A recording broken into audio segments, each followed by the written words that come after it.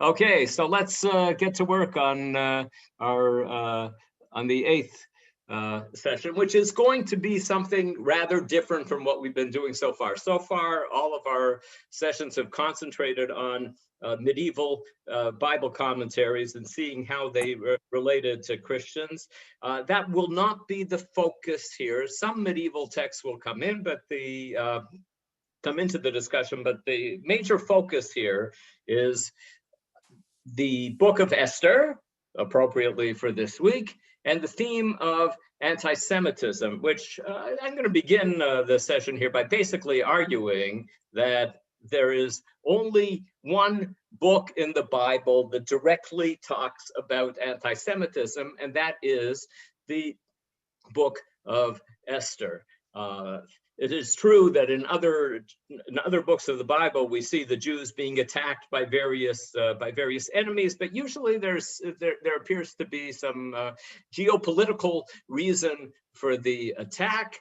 But finding a book that in the Bible that directly addresses the issue of anti-Semitism. Some people like to read the story of the Jews in Egypt as a story of anti-Semitism. Okay, one could stretch it into a story about anti-Semitism, but on the pshat level, it was general xenophobia, hatred of strangers. There wasn't anything specific about the fact that that they are Jews. And let me just say, for any academics who might be here, I'm going to use the word anti-Semitism today in the popular way in which it's used. Some people in academia insist, I'm sure many of you know the term anti-Semitism wasn't coined until the end of the 19th century. And some people insist on using anti-Semitism only to describe something racial, some kind of feeling that there's something inherent about being a Jew that is worthy of hating. And some people say that you should be using the term Sinat Yisrael, or hatred of Jews, to describe the phenomenon that existed beforehand. So when I use the word anti-Semitism, if any of you think that I shouldn't be using that word and I should be using Sinat Yisrael, you can just change it in your mind to Sinat Yisrael. But I'm gonna use the word anti-Semitism. So we see in the book of Esther some classical forms, what has unfortunately become classical forms of anti-Semitism. Haman has a negative encounter with one Jew. He disdained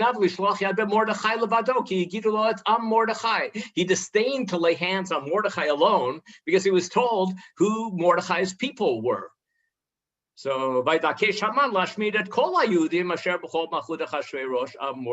has often been the way that many prejudices work, including anti-Semitism, that someone has a negative encounter in their understanding with one member of the minority group and then says, oh, all of them are like that, and now I'm going to be wiping out all of the Jews because there is one Jew by the name of Mordechai whom I don't like.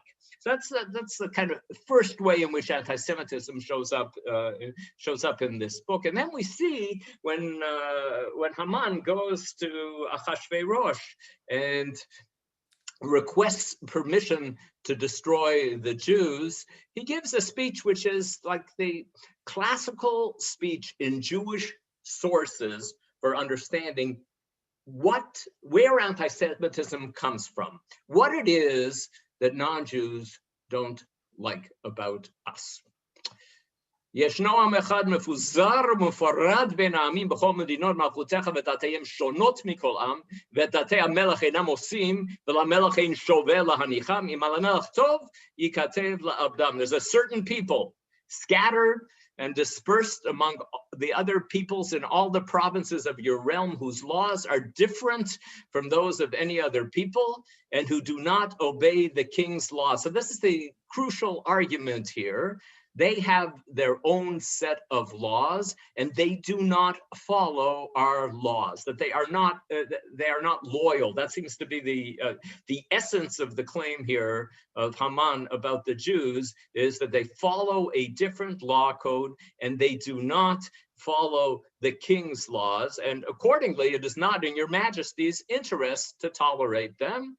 If it please your majesty, let an edict be drawn for their destruction. So let's get rid of these people, because they have their own laws and they do not follow our laws. They're like a fifth column here. And so this is something almost intrinsic about the Jews. It's not that the Jews were born that way, but it's the Jews are a people who follows a different set of laws than the set of laws that we are attempting to promulgate here in our kingdom.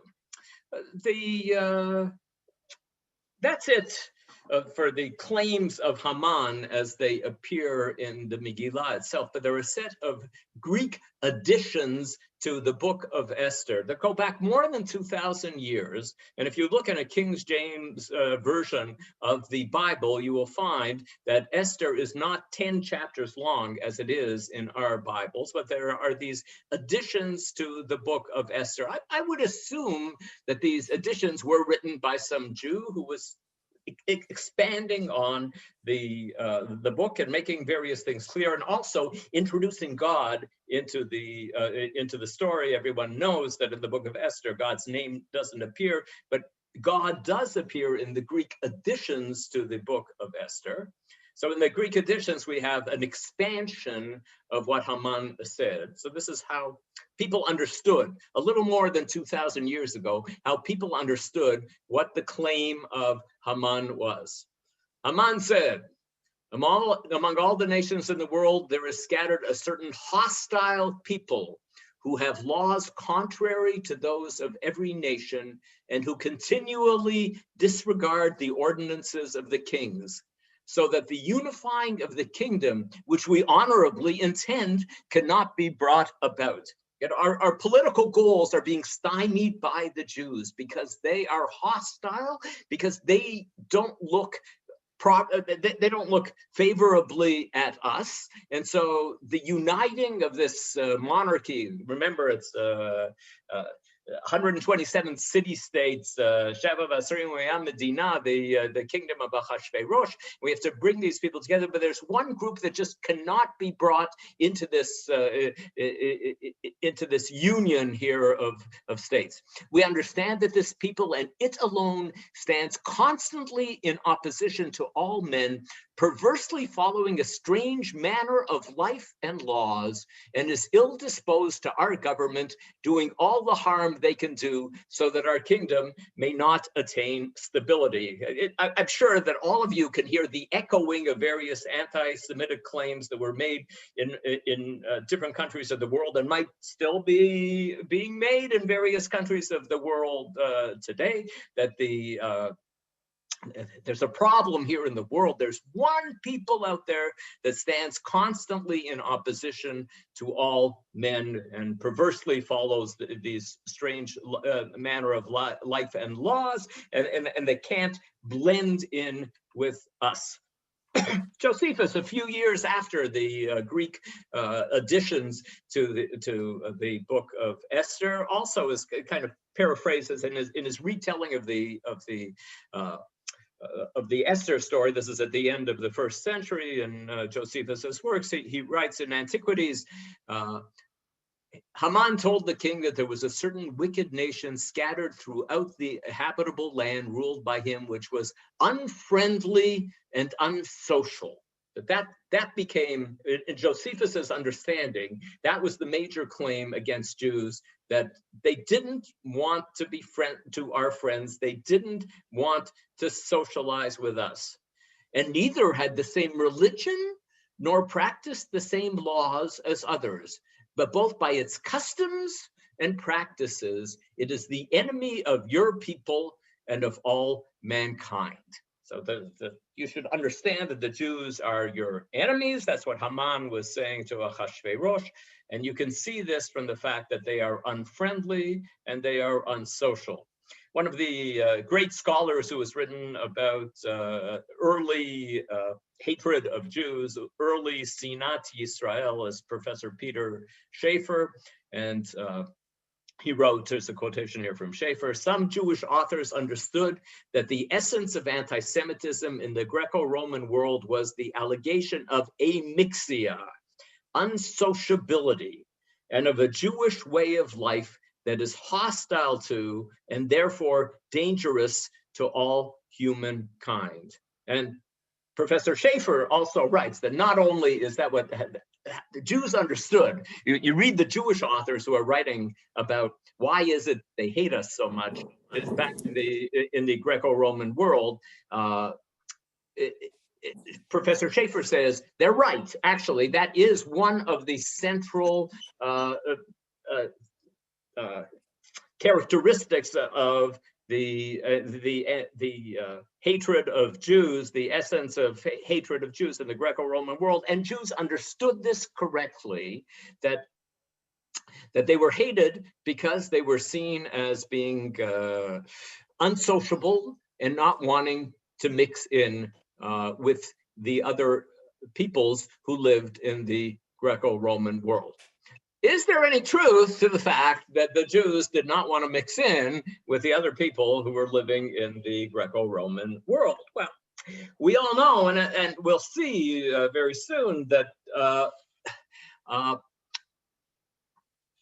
there are many Jewish laws that keep Jews from being able to mix in with the with other people. So that this allegation against the Jews, this allegation of amixia, of unsociability, is it's not made up out of nothing. It's a distortion of a misunderstanding of the result of Jewish law. And the Gemara in Masechet Megillah, when it expands on what Haman was saying to King Achashverosh, the Gemara puts it in terms of Jewish law, of halacha. That's what is at the core of Haman's hatred of the Jews. It's halacha. V'datehem shonot mikol am v'lo achli minan v'lo naspi minan v'lo minsa belan. What is Haman saying? They won't eat from our food. They won't marry our women, and they won't allow their women to marry us. They have these laws that keep them separate from us. V'datei hamelech einam osim. It's a very difficult phrase. Just following Rashi's understanding of what this means. They spend all their time shirking responsibilities and saying, "Oh, today is Shabbat. Oh, today is Pesach. You know, I can't do those things." And we have texts, anti-Jewish texts from the Greco-Roman world that actually make this claim that the Jews are this weird people that actually insist on taking a day off of work every week. They have a holiday every week. I remember I once discussed this with one of my colleagues at York University, Professor Paul Swarney, an expert in the Greco-Roman world, and I said to him, you know, what do you think about this claim that the Jews weren't working as much as the other people in the Greco-Roman world because they had a holiday every week? And Professor Swarney said to me, "Oh, come on, the Romans had holidays that lasted for weeks at a time." And so he said, I don't think that the Jews were working any less than the other people there, but this was a claim that was being made because the Jews on this regular basis had the day off, that they're not working. So this became a basis for anti-Semitic claims about the Jews. And then the Gemara explains the end of Haman's speech. Melech ein shoveh lahanicham de'achlu v'shatu u'mevazu leila malchut. They eat and they drink and they revile the king. If a fly were to fall into the wine cup of any one of them, they would throw away the fly and they would drink the wine. But if your majesty were to touch the wine cup of one of them, they would throw the wine on the ground and they would not not drink it. Is this a correct representation of halacha? Yes, it is a correct representation of halacha. If a fly falls into a drink, you can take it out and you can drink it. It remains kosher. But if a non-Jew, if an idolater touches a glass of wine, it becomes non-kosher and becomes stam yenam. And so the rabbis are saying here that there are elements of Jewish law that underlie the hatred of, this doesn't mean that the hatred is justified, but just understanding where did the hatred come from. According to the Gemara in Megillah, the hatred came from Jewish law. In the 8th or the 9th century, there's a fascinating Targum that was written, an Aramaic translation of Esther, but it's a translation with so many expansions in it. And here they expand some more on what Haman's claims were.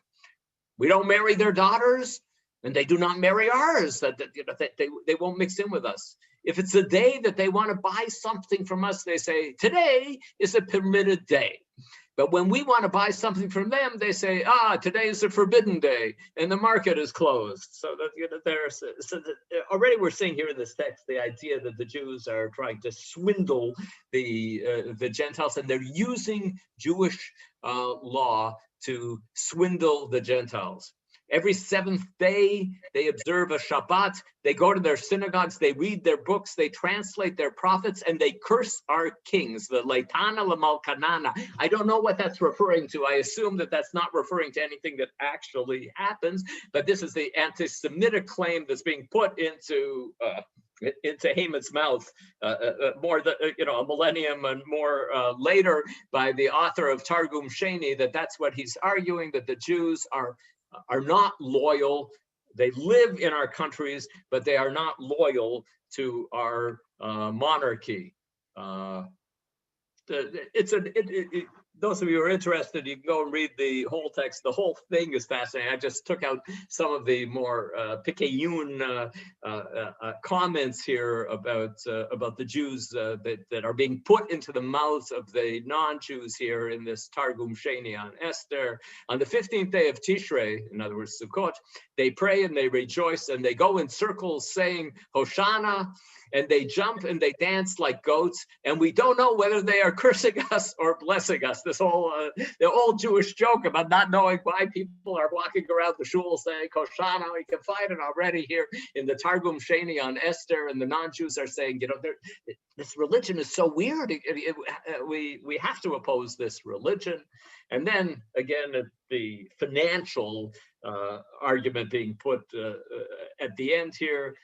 Whenever they sell to us, they cheat us, and they do not give the full price when they buy from us. So most of the allegations here in the Targum Sheni version of what Haman is saying relate to Jewish law, but you can already see concerns about finances, about seeing the Jews as being a financial burden on the country, or cheaters in the country already. In medieval times, you find this.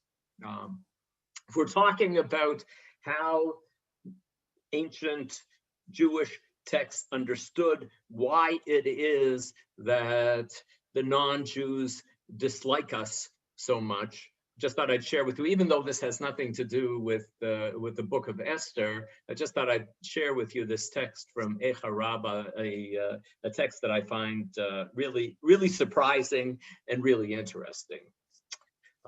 It's a discussion of the phrase in Echa, in Perek Aleph of Echa, Ki ata asita, that you're the one who did it, God. This is, you did, we have been, the temple has been destroyed, we've been taken into exile, and you, God, did it, ata asita. Rabbi Levi said, this can be compared to a king who was married to a woman. He told her, don't lend anything to your neighbors and don't borrow anything from them. Once, The king became angry at her, and he threw her out of the palace. She went to all her neighbors, and they wouldn't let her in. She, later, after she was reconciled with the king, she said to the king, "It's your fault, since you told me not to lend to or borrow from my neighbors." Once the king calmed down and he brought his wife back and they were reconciled, she said to him, when I was out there on the street, I had a very difficult time, and it's all your fault. It's your fault because you had told me that I'm not allowed to have friendships with my female neighbors. And because of that, when I was out there, they wouldn't give me the time of day. And then the Midrash goes on to explain. So also Israel said to the Blessed Holy One, aren't you responsible for the dislike of Jews? Isn't the hatred of Jews caused by Jewish law? You told us, you shall not intermarry with them. Do not give your daughters to their sons or take their daughters for your sons. Had we given our daughters to their sons or taken their daughters for our sons, then some of them would have seen their daughters among us, or we would have seen our daughters among them. And then would they not have taken me in a friendly way? Wouldn't they have been nicer to me wouldn't the hatred of Jews disappear, or at least get lessened, is what the Jews are saying here to God in this Midrash, were it not for the Torah? That the Torah, creating these various barriers that exist between Jews and non-Jews, that, on a certain level, this Midrash is saying, we understand now why they dislike us so much, because we don't really have anything to do with them. And that is the meaning of the verse. All of my foes heard of my plight, and they exulted, for it is your doing. You, God, did this. So this is a curious theme that shows up in many Jewish texts. And it began with Haman himself saying, Datehem shonot mikol am v'datei hamelech einam osim, that their laws are different from our laws. And the rabbis, possibly because the rabbis, of course, are promoters of Jewish law and want people to be observing Jewish law, and they're saying that that at the core of the hatred of Jews is Jewish law. That if we're trying to figure out why there has been so much hatred of Jews over the years, it is, in a certain sense, because of Jewish law. Okay, this is the first part of our session today. And now we're going to move on to a very different kind of connection between the book of Esther and anti-Semitism. Until now, I've been arguing that, the oldest text, the oldest Jewish text that talks about anti-Semitism, why do they hate us, is the book of Esther, and we see these expansions of it. But now we are going to see that in later periods of history, particularly in the last few centuries, there has been a different kind of connection between the book of Esther and anti-Semitism. The connection is that various non-Jewish scholars have looked at this book and have said, in their commentaries on this book, you see their anti-Semitism. We'll just begin here with Louis Bales Patton, the end of the 19th, beginning of the 20th century, and he wrote the International Critical Commentary on Esther. If you go into any academic library today that has a good section about the Bible, you will find the International Critical Commentary on Esther. Although it's dated here, this volume was written at the beginning of the 20th century, and there are some other series of commentaries on each biblical book. You'll still find the ICC. You can find this in any good academic library today. In his commentary on Esther, Louis Bales Patton writes a section called The Moral Teaching of the Book. fasten your seatbelts as we see what he has to say about the book of Esther. There's not one noble character in this book. Xerxes is a sensual despot. Okay, I think we can all agree with that Ahasuerus is not a noble character. Esther, for the chance of winning wealth and power, takes her place in the herd of maidens who become concubines of the king. Esther is just looking, she's just one of these Jewish women who's looking for wealth and power, and that's why she gets involved. She wins her victories not by skill nor by character, but by her beauty. You know, I'm going to be reading the Megillah tomorrow night, and I've been trying to pay attention as I read through it. Does it say that she wins her victory through beauty? I don't think it does. It does when she's introduced. It says that she's beautiful, just that as it says that Vashti is also beautiful. But we don't really hear what it is about her that makes the king decide that. It doesn't say he chose her because she was the most beautiful, but Patton thinks otherwise. She conceals her origin. He's angry that this is something bad, that here's a Jew who isn't admitting that she is Jewish. She is relentless towards a fallen enemy, Nebuch. She's not nice to Haman, who wants to destroy all the Jews, and she doesn't have any Rahmanas. She doesn't have any mercy on Haman. She secures not merely the Jews escape from danger, but that they fall upon their enemies, slay their wives and children, and plunder their property. Again, if you listen carefully to the Megillah tomorrow night, that isn't what it says. It doesn't say that the Jews slay the wives and children, and it doesn't say that the Jews plunder their property. In fact, it says the opposite. It says "Ubabiza lo shalachu et yadam." But you know, I'm sorry to say this so directly, but here we have an anti-Semitic reading of the book of Esther, and it's part of this series of critical commentary on the books of the Bible. The only redeeming traits in her character are her loyalty to her people and her bravery in attempting to save them. So even Patton has to admit that there is one good thing about Esther. She is a loyal Jewess, and she is brave in attempting to save them. Now he goes through the rest of the characters. Mordecai is also not a noble character. He sacrifices his cousin to advance his own interests. Wow.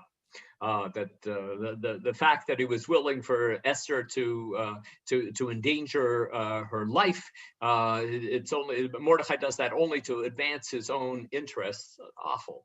He advises her to conceal her religion, again getting angry at a Jew for not admitting that she is Jewish. Displays wanton insolence. Wanton insolence, I think, means chutzpah. Displays chutzpah in his refusal to bow down to Haman, and he helps Esther in carrying out her schemes of vengeance. All this the author narrates with interest and approval. He gloats over the wealth and the triumph of his heroes, and he is oblivious to their moral shortcomings.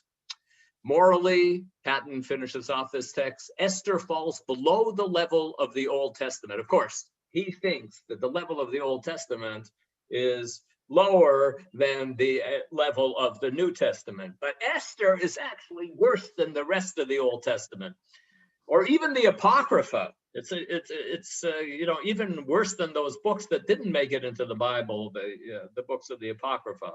And then we see where this comes from. Historically speaking, the first person that I know who clearly attacked the book of Esther like this is Luther, who wrote, "The verdict of Luther is not too severe. I am so hostile to this book that I wish it did not exist, for it Judaizes too much. It's too Jewish, and it has too much heathen naughtiness." So that's what Martin Luther said about the book of Esther. Remember that Martin Luther is a Christian who has a Bible, and the book of Esther is part of his Bible, but he says, I wish that this book did not exist. So we find here this scholar Patton writing this way, and I've known that this text from Patton, I think I discovered it just sitting in the library one day and looking up something in the book of Esther, and I said, oh, I'll take a look in the ICC. But then later on, a friend of mine, Professor Elliot Horowitz, Zichrono Livracha, wrote a controversial book called Reckless Rights. And in the beginning of the book, which isn't the controversial part of the book, I don't think we're going to talk about the controversial part of the book today, but in the beginning of the book, he talks about all of the history of the opposition to the book of Esther. And that's where I found yet another text that we're going to get to in a second here. John Edgar McFadden, who was educated in Oxford but taught at the University of Toronto. He wrote a introduction to the Old Testament. He writes, the book of Esther teaches that the Jews are born to dominion and that all who oppose them shall fall. That's the message of the book of Esther, that the Jews are going to have power and all who oppose them are going to fall. And the book's sanguinary temper is separated by a whole moral world from the dying prayer of Jesus for the forgiveness of for his enemies. See the difference between this Jewish book that's filled with this hatred in it and our religion, Christianity. The book's violent and revengeful temper could only be condemned by the Christian conscience. That's what he wrote in one work of his, and in another work, in the introduction to the Old Testament, he wrote that the book of Esther was characterized by aggressive fanaticism and fierce hatred of everything that lies outside of Judaism. And he opined that the book's popularity was due primarily to the power with which it expresses some of the most characteristic, if almost odious, traits of Judaism. It's kind of saying it's matim lahem. That it's fitting that Jews should have a book like this, because that's the way Jews are. Just so the book of Esther, Professor Horowitz showed in his book, and it became this magnet for anti-Semites who were unable to deal with the fact that there was a story in which the Jews actually were victorious in the end, and said that this is a totally unworthy kind of book. I'm going to go back to where I had left off before, go back to Patton here, and he writes here about the estimate of the church about the book. In Palestine, he writes, there was long opposition before it was admitted to the canon. We'll talk about this in a second. It is never quoted by Jesus or by any of the New Testament writers. I remember, do I have time to tell the story? Yeah, I think I have time to tell the story. I remember when I was a student at Hebrew University many years ago, more than 50 years ago, in an introduction to the Bible course, the professor said, you know, the book of Esther is not quoted anywhere in the New Testament. And I went back to my dormitory that evening, and I bumped into some Christian in the dormitory that I'd become friendly with, and I told him this, and he said, well, actually, that isn't true. And he took out his New Testament, and he showed me that in the story in the Gospels, there is a story of Herod saying to his daughter, I will give you anything that you want, up to half the kingdom. And that it's an obvious allusion to the book of to the book of Esther. I went back and I told my professor, and he said, "Thank you very much. Okay, there is an allusion to the book of Esther in the New Testament. The early Christian church made no use of it, and no church father attempted an exposition of it. I don't know that this is false. I have no reason to think that it's false. In significant contrast, you can see Patton here is his hatred of Jews coming out here. In significant contrast to this attitude stands the high esteem of this book in later Judaism. Later writers scholars ranked it next to the law. Maimonides declared that even though the prophets and writings shall pass away, when the Messiah came, yet this book and the law, the Torah, shall remain. With this view of later Judaism, modern Christians cannot agree. This book is so conspicuously lacking in religion that it should never have been included in the canon of the Old Testament, but should have been left with Judith and Tobit among the apocryphal writers. It was a mistake. The editor made a mistake of putting this book into the Bible because it's such a low level of morality, and a Christian could never look positively on this book. It is true that there was an argument about whether to put the book of Esther into the Bible. And there is opposition to it, not only in Eretz Yisrael, as Patton wrote here, but also in Bavel. We see that Rabbi Yehuda said in the name of Shmuel, Esther does not make the hands unclean. I'm not going to go into the origin of that phrase. But what it means is Esther isn't part of the biblical canon.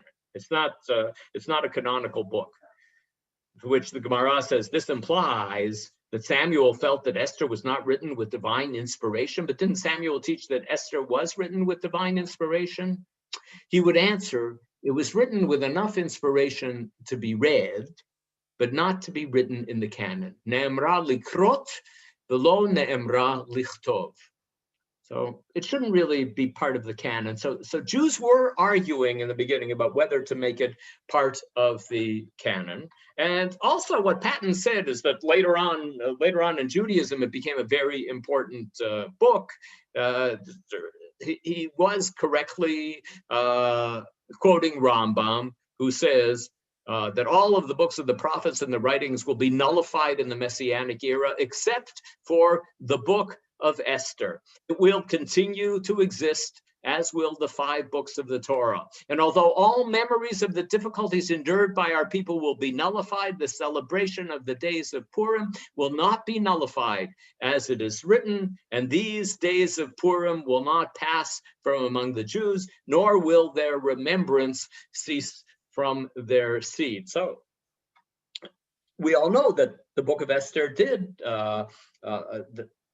receive a great status, and we are very careful to read it off a cloth that's written basically the same way that a Sefer Torah is written, and people will make great efforts tomorrow night and Friday morning to hear the Megillah, even in our COVID times. So the book became an extremely important book. I would argue that one of the reasons that the book became such an important book is that because the hatred of Jews was so central to the Jewish experience for so many years, since there is a book that does address, an ancient book, the Book of Esther, which does address anti-Semitism, that is one of the reasons. Now, and there's a further discussion in the Gemara about whether or not it is a good idea for the Book of Esther to become part of the Bible.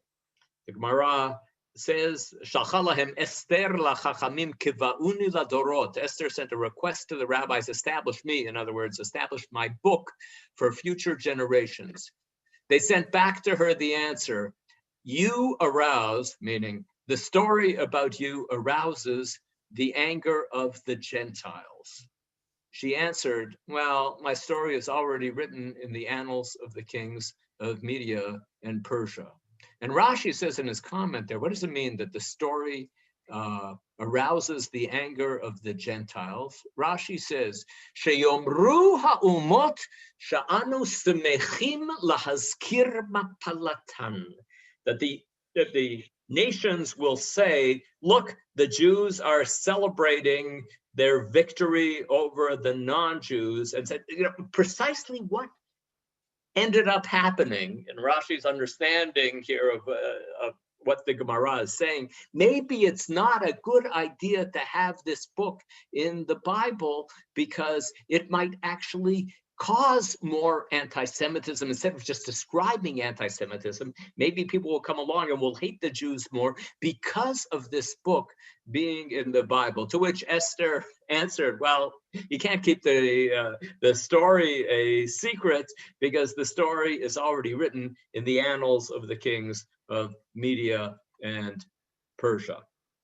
You know, if I haven't said anything controversial, I see that there are a lot of things that have come into the chat. I will look at it in 10 minutes or so, see what has come in there. If I haven't said anything controversial until now, maybe I will say something controversial in the next 10 minutes.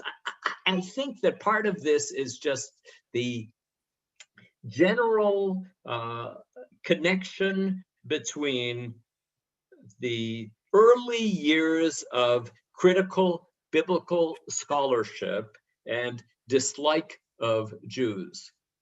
Julius Wellhausen, one of the founders of biblical criticism, it wrote in his Prolegomena to the History of Israel, I don't think I have to explain that, just the text speaks for itself. The law thrusts itself in everywhere. It commands and it blocks up access to heaven. As far as it can, it takes the soul out of religion and it spoils morality. That's what Jewish law does. It just, it makes it impossible for people to have a relationship with God, because they're having a relationship with the law and they're not having a relationship with God. The soul has gone out of religion.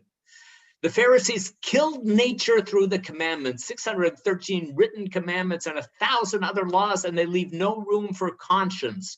One forgot God and the way to him in the Torah. People are just, they're just not interested in God. They're only interested in the Torah. And that's what happens with these Jewish texts. He goes on, Jesus casts ridicule on the works of the law, the washing of hands and vessels, the tithing of mint and cumin, the abstinence even from doing good on the Sabbath. Against unfruitful self-sanctification, he sets up another principle, the principle of morality, that of the service of one's neighbor. Thus, religion ceases to be an art, which the rabbis and Pharisees understand better than the unlearned people, which know nothing of the law. The arrogance of the school fares ill at the hands of Jesus. And of course, Wellhausen feels that the real religion is the religion of Jesus, and this emphasis on the law, which we saw the rabbis were saying that already. That's what Haman was noticing, the Jewish connection to the law and allegiance to the law was a reason to hate them. And here we see Wellhausen in his who dedicated most of his life to writing about the Old Testament, in quotation marks, about the Tanakh, writing about the approach of the Tanakh in this truly hateful kind of manner. Solomon Schechter gave a famous speech a little over 100 years ago, in which he claimed that the higher criticism of the Bible, of biblical criticism, is actually just a form of higher anti-Semitism.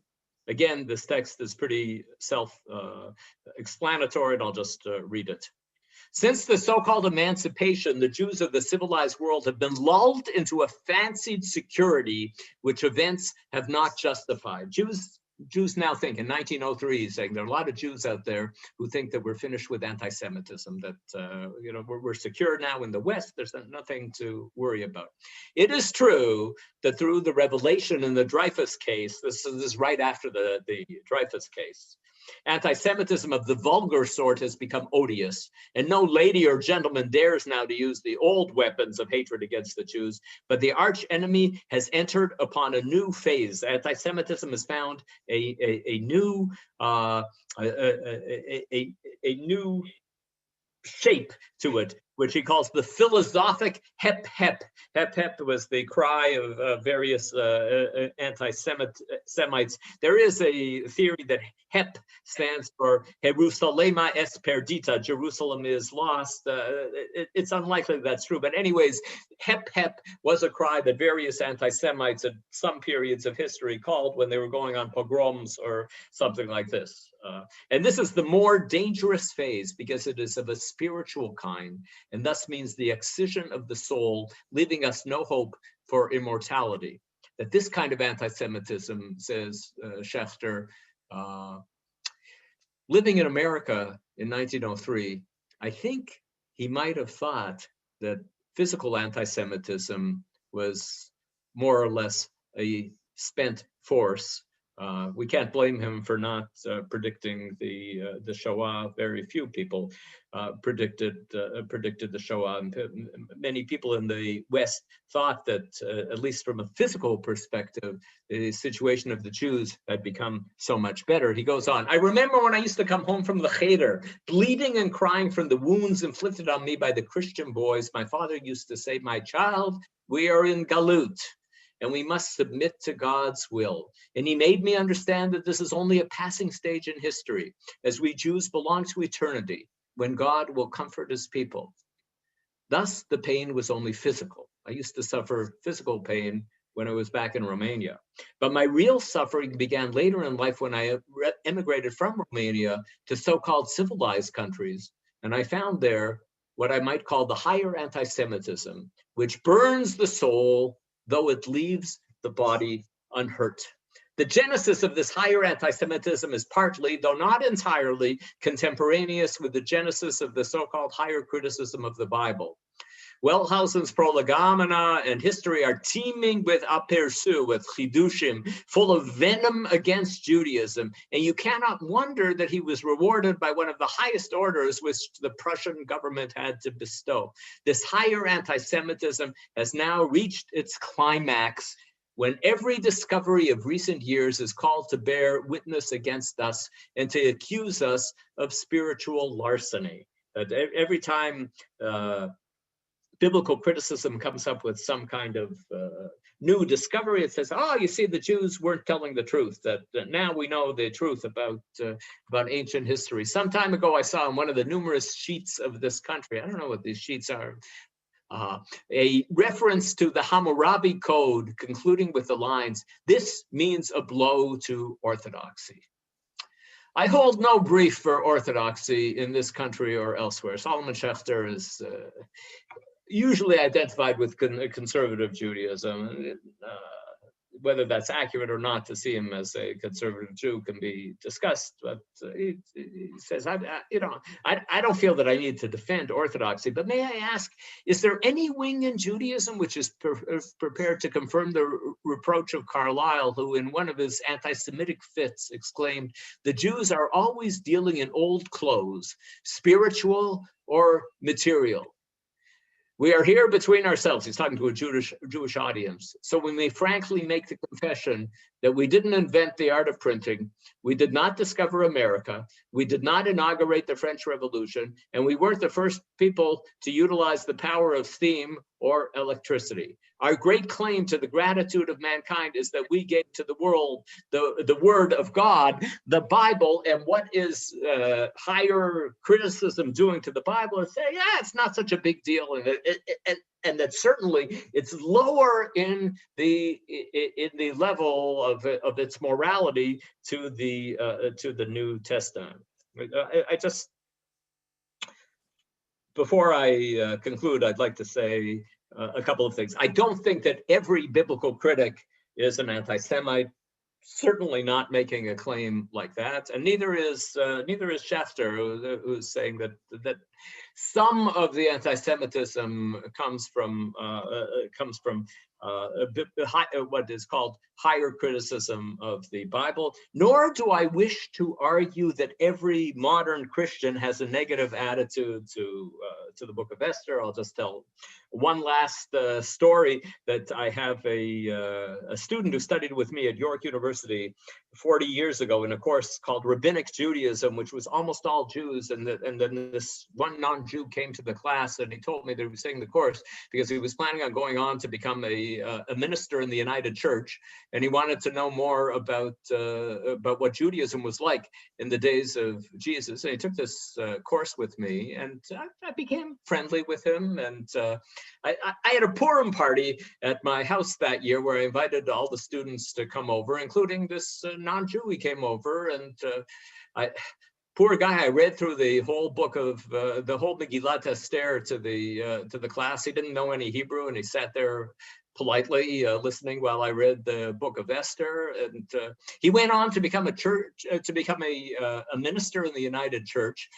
He's my age, and he recently retired. And he found me an email, and we've been corresponding. And he just sent me. He was invited last Sunday to give a sermon in a church in Tilsonburg, and that's somewhere in southern Ontario. Maybe somebody knows better than I do where Tilsonburg is. And he put the sermon onto YouTube, and I listened to it, and he said such beautiful things about the book of Esther. And he also said nice things about me. He said, I had this professor back in the day who made a Purim party and invited me, and it was wonderful. And let me explain to you what a hamantash is. And so there was this church in Tilsonburg that was getting a summary of the book of Esther, in which Esther was being portrayed as being this wonderful person who took risks in order to save her people, and that's the lesson that we should learn. Of course, in the continuation of his sermon, he said, today we have a more perfect mediator in Jesus. Okay, he's Christian, so he thinks that there is something better in his understanding that came after the Hebrew Bible. But he gave this beautiful homily on what it is that a Christian should learn from the book of Esther. So I don't want you to go away from this session thinking that all Christians are against the book of Esther. I will just point out that in 1933, a little clip here from the New York Times in November 1933, in a Nazi rally being reported in the New York Times in 1933, a Christian speaker at this rally says in the middle paragraph that improving on religion involves the elimination of the Old Testament from religious instruction. So we just have to take the Old Testament out of all our religious instruction. We have to construct a new kind of Christianity that is not burdened by the lessons of the Old Testament of the Hebrew Bible. This is the most radical kind of formulation, even stronger than Luther, who only wished to get rid of the book of Esther. Okay. I will now open up the chat and see if I can. Were the ancient Persians following the 7 laws of Noah? I don't know, but it doesn't say there that in the book of Esther, it says that it is the enemies who are being killed. It's not the Persians who are being killed. It doesn't say that the Jews were going around killing Persians. It says that the Jews were going around killing their enemies. Okay. In Greek Esther, Haman's fear of Jews echoes that of Pharaoh's rationale for destroying all Jewish males. Gershon says, yes, that is true. They're concerned that they will take over the country.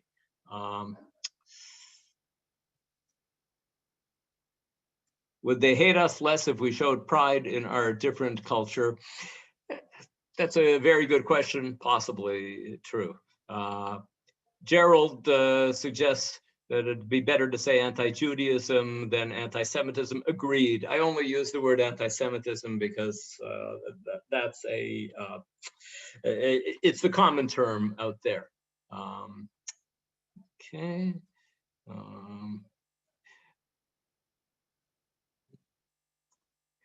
The ICCs, yes, the International Critical Commentary, yes. Patton's methodology, somebody writes, is typical part of a line outlining the sins of Xerxes the Persian, not listing all the horrible things he has done with the Jews along the list. Patton wants the Jews to lie down and die. Correct, that's right. And then he can say, but defend, yes. Very well said. Okay. Maybe a better argument, Robert says, is that Esther is the only book not found among the Dead Sea Scrolls. Yes, Robert, that is definitely correct. And so you can see there is evidence that there was disagreement about whether to put Esther in the canon. We can only speculate about where this disagreement comes from. So the Gemara put it in terms of kina at moreret aleinu leven haumot, that this might lead to dislike of the Jews by the Gentiles. That could very well be why the Jews were wondering about whether to put the book into the canon. It's also possible that the book was written kind of late, and because of that, there was doubt about whether it should be put into the canon. Half the kingdom may have been a common expression used by Christians, not quoted from the Megillah. Okay, that it's possibly true. It's not a stretch, but one can say that many of today's Haredim of law. Okay, I'm not going to get into inter-Jewish polemics. And Gershon suggests that today the higher anti-Semitism is anti-Zionism. That may very well be the case. Looking for an intellectual backing for anti-Semitism, correct. Solomon Schechter was from Chabad, and his name was Shner Zalman, correct. He didn't identify as a Chabadnik later in life, but yes, he came from Chabad circles. I don't tell very many people this. I come from Chabad circles too. I still put on my tefillin with a Chabad kesher on it because my great grandfather became a Chabadnik, and that's how he started putting on tefillin. And he taught my grandfather, who taught my father, who taught me. But that doesn't make me a Chabadnik. The fact that that I come from the stock of Chabad. Lauren writes, with higher biblical criticism, it's no wonder that my father faced anti-Semitism at U of T's Near Eastern Studies Department in the 1950s. Yes, I have some of you, I think, who are Torontonians looking around, seeing some of the people there. Some of you knew my sister Brenda Friedman, Zichrona Livracha. I see a student nodding her head, and other people, She went to the Near Eastern Studies Department. She was 13 years older than I, and she went to the Near Eastern Studies Department in the 1950s at U of T, and she used to tell me stories about the anti-Semitism that she encountered among her professors of Hebrew and among her professors of Bible. Tilsonburg is southeast of London. Thank you very much. And it's in tobacco country near London, Ontario. Oh, we've got so much knowledge here of the assembled here. That's good to know this. Yes, we're still standing, Faye says, correct. Do I understand? I thought only one copy of Megillat Esther was found. No, I think that none were found in the Dead Sea Scrolls. Why is there some thought that it is fictional? I think that that's another talk, but it is true that many scholars have written that that the plot is unbelievable. But the criticism that I showed you today isn't that the plot is unbelievable. It's that if you believe this plot, then you're behaving immorally.